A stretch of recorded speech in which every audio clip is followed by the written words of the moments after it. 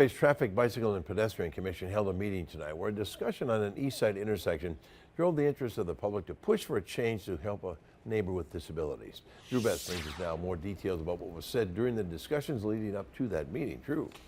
Bill, the commission voted unanimously in approval of upgrading the Irwin Avenue and Eliza Street intersection. Members of the neighborhood say this change was necessary to provide more safety for a deaf and blind neighbor.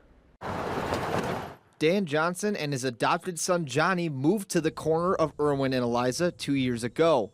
Dan adopted Johnny more than 30 years ago under rare circumstances at his former job. I found Johnny tied to a bed in an institution in Texas, and one day he grabbed hold of my arm and he just wouldn't let go. And so I decided to go through the courts and adopt him. Johnson tells me the two have had several close calls with cars driving down Eliza Street, one forcing Dan to pull Johnny away from traffic. Neighbors then started a petition in support of turning the intersection to an always stop. People in this neighborhood really believe in standing up for our neighbors and especially for our special needs community. He can't walk through this neighborhood safely. The idea received pushback from Green Bay's Director of Public Works, saying he's worried the addition of stop signs along Eliza Street would only promote drivers to speed up instead of slow down. Motorists feel unnecessarily delayed for no apparent or good reason, so as a result they actually speed in between the stop signs, which causes the reverse problem that we're trying to solve. Green Bay Alderman Bill Galvin headed Monday's public comment, speaking in support of Dan and Johnny.